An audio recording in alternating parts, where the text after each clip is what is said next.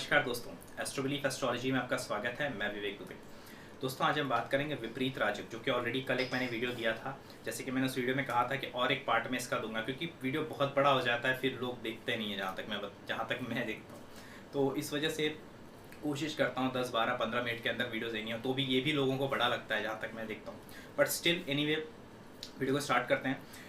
तो सबसे पहले दोस्तों, अगर आप मेरे इंस्टाग्राम प्रोफाइल पे विजिट नहीं किया तो एक बार ज़रूर विजिट कीजिएगा। सबसे आपको बहुत ही अच्छे और एस्ट्रोलॉजिकल पोस्ट आपको वहाँ पे मिल जाएंगे, तो लिंक मैंने डिस्क्रिप्शन में दे रखी है। और आपके लाइफ से रिलेटेड जो भी मुद्दे हैं, मैरिड लाइफ, वेल्थ और करियर, स्टोन कौन सा पहनना है, राहु से रिलेटेड, राहु को चार्ट में कैसे देखना, हर एक लग्न कुंडली की ऑलमोस्ट सारे वीडियोस आपको मेरे यूट्यूब के चैनल में मिल जाएंगे। और इसके पहले का जो विपरीत राजयोग का वीडियो है, आई नोटिफिकेशन मैंने ऑलरेडी दे दिया, आप उसे देख सकते हैं। तो दोस्तों, टॉपिक पे आते हैं। दोस्तों, जैसे कि कल मैंने ऑलरेडी आपको बताया था कि कैसे ये विपरीत राजयोग बनता है और इसको किस तरह से क्या क्या चीज़ें इसमें रिक्वायर्ड और कैसे लाइफ में ये वर्क करता है, उसके बारे में इन जनरल जो बातें हैं वो आपके सामने मैंने रखी थी। आज कुछ ऐसे चीज़ें रखूँगा जो चीज़ का आपको बहुत ध्यान देना है जब भी आप विपरीत राजयोग का कैलकुलेशन करते हो। अगर ये आप नहीं ध्यान दोगे तो आपको दिखेगा तो कि ये दिख रहा है बहुत अच्छा विपरीत राजयोग मेरी कुंडली में, लेकिन वो किसी काम का नहीं है। उल्टा वो प्लानिटरी दशा जब चलेगी, आपकी हालत हद से ज़्यादा ख़राब हो सकती है। मैं बता रहा हूँ, हद से ज़्यादा।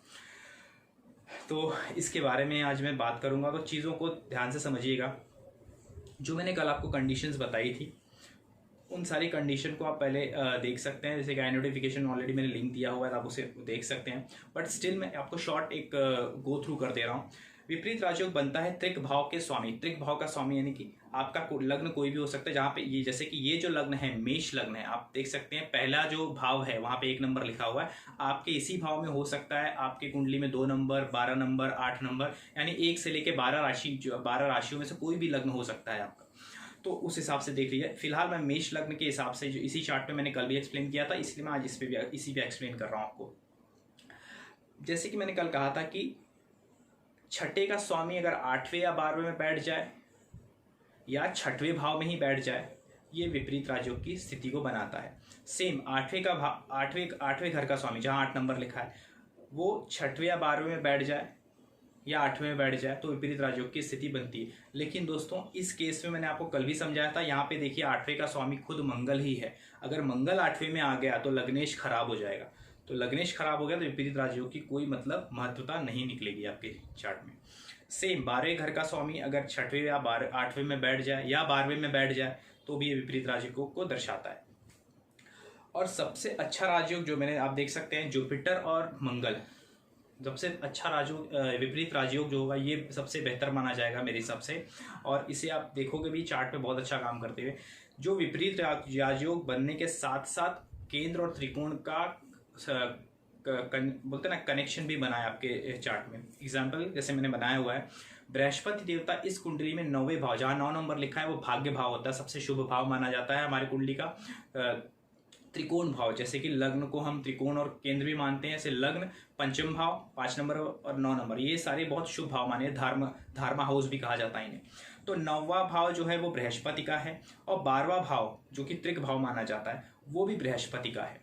तो इस कुंडली में अगर बृहस्पति मंगल के साथ लग्न में ही बैठ जाए, मान लीजिए, तो ये बहुत ही बेहतर विपरीत या राजयोग बनेगा। क्योंकि देखिए यहाँ पे दोनों कंडीशन फुलफिल हो जाती है। केंद्र त्रिकोण, यानी कि मंगल जो है वो केंद्र के स्वामी, क्योंकि जैसे कि लग्न जो है वो केंद्र और त्रिकोण दोनों माना जाता है। तो मंगल जो है वो अगर लग्न में बैठे हुए हैं तो वो केंद्र में बैठे हुए हैं, और जो त्रिकोण के स्वामी बृहस्पति हैं और 12वें भाव के स्वामी भी हैं, वो जाके वहाँ पे बैठ रहे हैं, यानी मंगल के साथ लग्न में ही बैठ रहे हैं। तो यहाँ पे देख सकते हैं 8-12 का कॉम्बिनेशन, यानी अष्टमेश मंगल और जुपिटर जो है 12th हाउस का स्वामी, ये दोनों का कॉम्बिनेशन भी बन गया। साथ ही साथ केंद्र त्रिकोण जो मैंने बताया, लग्नेश जो है मंगल है केंद्र का स्वामी, और त्रिकोण 9वें भाव का स्वामी बृहस्पति, ये दोनों ने ज्वाइन कर लिया। तो ये जो विपरीत राजयोग बन रहा है ये बहुत ही बेहतर तरीके से काम करेगा।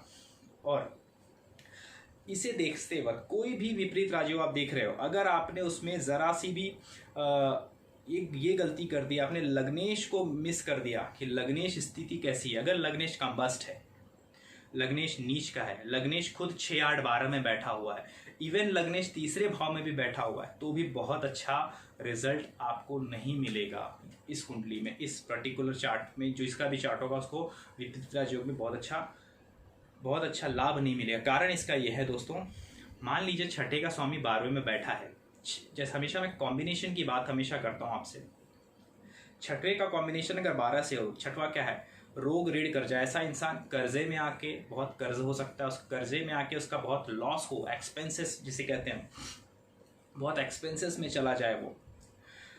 छठवें का स्वामी 8वें में बैठ जाए, सर्जरी करा सकता है, एक लॉन्ग टर्म डिजीज दे सकता है, कंपटीशन में कंप्लीटली फेलियर दे सकता है। ये मतलब नेक्स्ट लेवल तबाही मचा सकता है इन शॉर्ट आपके जीवन में।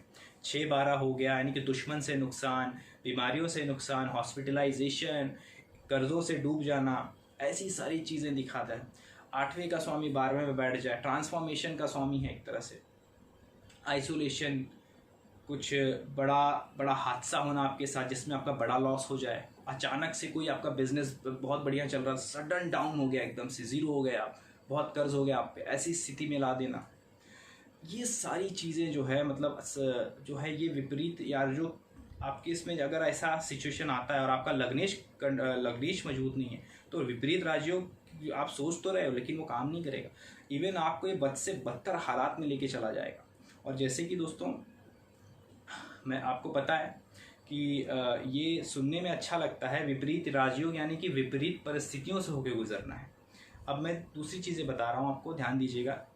कुंडली में सूर्य और चंद्रमा दोनों का बली होना बहुत आवश्यक है, क्योंकि देखिए विपरीत परिस्थितियों में इंसान का मेंटल स्टेटस आपको लगता है अच्छा होगा, नहीं होगा। बहुत बुरी परिस्थिति में इंसान जब जाता है तो कभी कभी तो इंसान ऐसा सोचता है ना कि यार इससे अच्छा तो मेरी मृत्यु हो जाए, या तो मैं आत्महत्या तक की इंसान सोच लेता है। तो इसमें अगर चंद्रमा आपका कमज़ोर है, चंद्रमा 6, 8, 12 में खुद बैठा हुआ है, राहु केतु के साथ ही बैठा हुआ है, तो ऐसे लोग सिचुएशन टैकल करने से पहले ही हार मान लेते हैं, डिप्रेशन में चले जाते हैं और फिर नहीं उभर पाते, और बहुत ज़्यादा प्रॉब्लम होती है इनको। मैं आपको बता दूँ, बहुत ज़्यादा बोलते हैं ना कि इनको डिप्रेशन से निकालना बड़ा मुश्किल हो जाता है, परिस्थिति को झेल नहीं पाते हैं। साथ ही साथ सूर्य जैसे आपको पता है आत्मा का कारक है, जैसे चंद्रमा मन का कारक है, अपना हमारे मेंटल स्टेटस का कारक है, वैसे सूर्य आत्मा, हमारी इच्छा शक्ति, हमारी विल पावर का कारक है।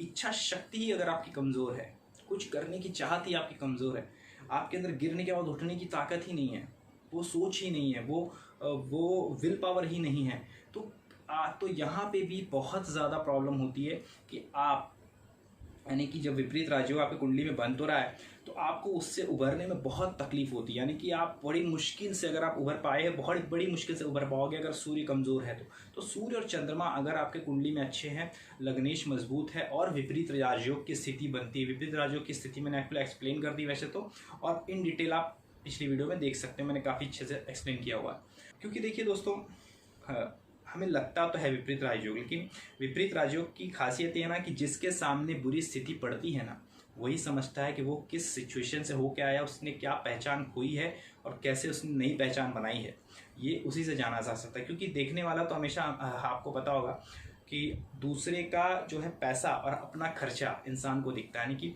दूसरे की अच्छी हालत ही हमें हमेशा हमारी निगाहों में दिखती है, और हम अपनी निगाहों में अपनी बुरी हालत को हमेशा कोसते रहते हैं। ये हमारी एक सामाजिक व्यू ही ऐसा है, आप समझ सकते हो। तो विपरीत राजयोग कहने में और समझने में और उससे गुजरने में बहुत अंतर होता है। तो जैसे मैंने कल भी कहा था, सिचुएशन काफ़ी डिफिकल्ट होती है, इसलिए लग्नेश, सूर्य और चंद्रमा, ये दोनों अगर, ये तीनों प्लैनेट अगर मजबूत हैं और विपरीत राजयोग की कंडीशन है आपके चार्ट में, तो ये बहुत अच्छा वर्क करेगी। तो दोस्तों मेरे चैनल को ज़रूर सब्सक्राइब कीजिएगा, वीडियो को ज़रूर लाइक कीजिएगा, दैट्स मैटर्स।